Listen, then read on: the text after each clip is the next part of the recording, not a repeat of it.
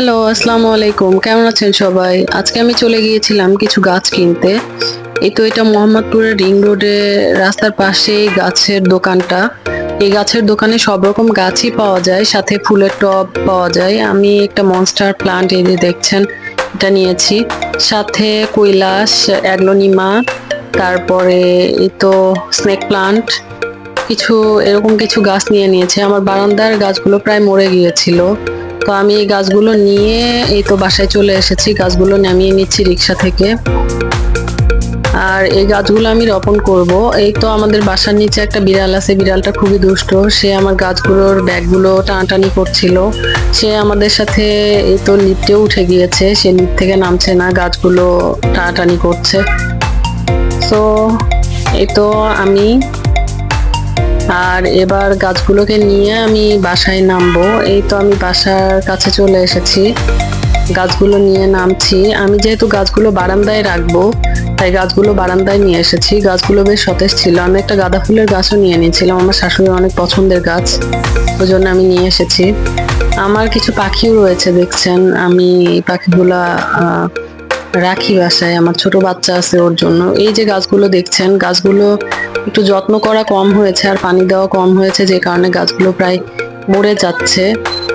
But এখনো সুস্থ আছে। গাছগুলোকে আমি নতুন করে রিপ্লান্টেশন করব, তাহলে গাছগুলো আবার সুস্থ হয়ে যাবে, ভালো হয়ে যাবে। তো আমি এই যে দেখছেন আগের গাছের যে মাটিগুলো যেগুলো চেপে গিয়েছে, সেই মাটিগুলো নিয়ে নিচ্ছি।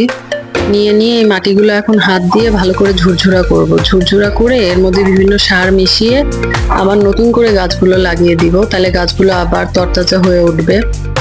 এ তো দেখছেন মাটিগুলো আমি ঝুরঝুরো করে নিচ্ছি। মাটিগুলো ঝুরঝুরো করে তারপরে, মাটিটা ঝুরঝুরাও খুবই ইম্পর্টেন্ট, কারণ এটা না হলে গাছগুলো ভালো করে লাগবে না, গাছগুলো ভালো থাকবে না। আর আমি এই তো ফুলদানিগুলোকে ধুয়ে নিয়েছি। এবার আমি এতে একে একে সবগুলো সার মিশিয়ে নিব। এটা হচ্ছে শিংকুচি।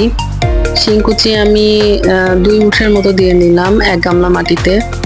আর এটা হলো হাড়ের গুঁড়া। হাড়ের গুঁড়াও আমি 2 মুঠের মতো দিয়ে নিব। দিয়ে নিয়ে এবার এই তো ম্যাক্স সার, এটা গাছের ম্যাগনেসিয়ামের অভাব পূরণ করে।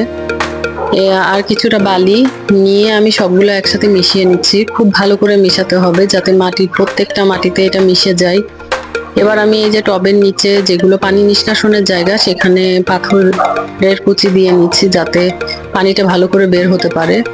এবার এই তো মাটি দিয়ে দিচ্ছি, পর্যাপ্ত পরিমাণ মাটি দিয়ে তারপরে গাছটা লাগাতে হবে। মাটি এমন ভাবে গাছ লাগাতে হবে গাছটা যেন একটু উপরের দিকে থাকে, নিচে যেন একদম বসে না যায়। এই তো আমি মাটি দিয়ে দিচ্ছি। দিয়ে হালকা চেপে চেপে গাছগুলোকে লাগিয়ে দিচ্ছি। খুব বেশি চাপা যাবে না, খুব বেশি চাপলে গাছগুলো ভালো থাকবে না। এই তো আমি একটা লাগিয়ে নিয়েছি। এটা একটা স্নেক প্লান্ট। আমার স্নেক প্লান্ট অনেকগুলো ছিল, সেগুলো থেকে এগুলো আশেপাশে অনেকগুলো হয়েছিল, তো আমি আলাদা আলাদা করে লাগাচ্ছি যাতে একসাথে আহ টব ভরে না যায়। তো আমি তো স্নেক প্লান্ট লাগিয়ে নিয়েছি। এটা মানি প্লান্ট, এটাও প্রায় শুকিয়ে যাচ্ছিল, এটারও মাটি চেঞ্জ করে লাগিয়ে নিয়েছি। আর ওরা যে মাটিতে গাছগুলো লাগিয়ে দেয়, এই মাটিগুলো আসলে শুধু নর্মাল মাটি, কোনো সার দেওয়া থাকে না। এই তো আমার গাছ লাগানো প্রায় শেষ। আর আমি গাছে লাগানোর পর কেমন লাগে দেখাবো। আপনারা সবাই ভালো থাকবেন। আল্লাহ হাফেজ।